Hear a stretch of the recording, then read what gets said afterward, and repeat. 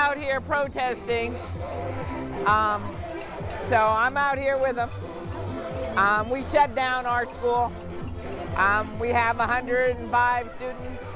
We found places for them to go so that they didn't attend school. They haven't attended school for the last 5 days. So there's no one at that school besides the principal and the clerks and maybe one other teacher who didn't come out with us. I'm Sarah Shepish, and I am a kindergarten teacher at Global Family in Fruitvale.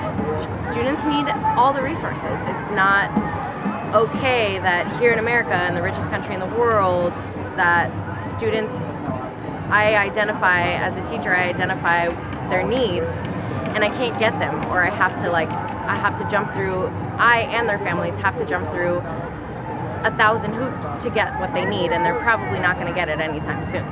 There's been a lot of exciting things out here today. Obviously, there are like different picket circles around all the entrances. It kind of feels like a giant party. Obviously, we're not necessarily like celebrating the fact that we have to be on strike, but it is good to know that while we're taking this like historic step, that everybody's here in solidarity, and so this really is an important community event. This is day 7, and I've been here all 7 days, definitely. We have to show up every morning at 6:30. I get there a little earlier, 15 minutes earlier, after I've picked up stuff from another site to take to our site. So it's tiring, but it's totally worth it. And I think being here all 7 days has been needed. Like, we need to all show up. There are thousands of teachers. We're looking for more assistance. I do a lot of stuff for my kids out of my own pocket.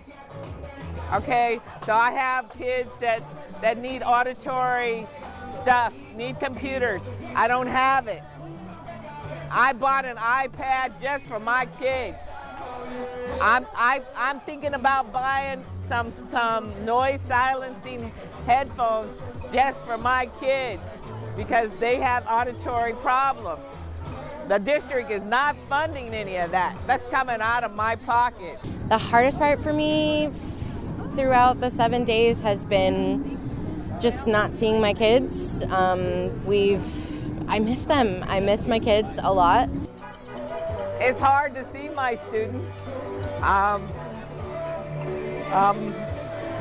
The first couple of days I had some of my students come out and use the horn and protest with us. It's hard. It's hard. We have a really good routine. That I've put a lot of work into, that we have all put a lot of work into in kindergarten, and I think this is an unnecessary disruption that they don't deserve. You know, like, the people who really lose out are the students.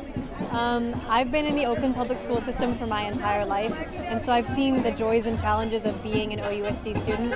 OUSD is blessed with being one of the most diverse districts in the nation, but it also faces a lot of problems, and I think it's about time for the teachers to get what they deserve and for students to finally get valued by the school board.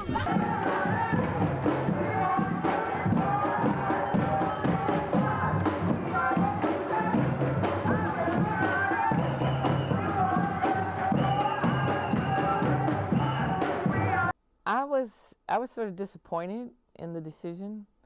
I felt that the board really should have looked at all the players and given all the players something. I felt like the nurses got left out of the deal. It feels like I lost traction coming back. That I was on a certain momentum, and it sort of feels like the first day of school to come back, to try to get lesson plans together, to try to look at my schedule, to try to find out where my students are as far as, you know, testing and where they are in their math and reading skills. It's like, it just feels like day one. So it's now up to the public to decide, okay, so we need to fund schools more. California, you want to maintain a standard? You need to fund schools more. For a student to look at you and say, well, I know I go to a poor school. Like, you know the difference at this stage in your life.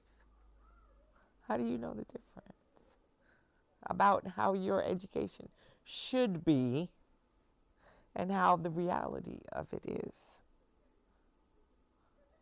How do you know that line already?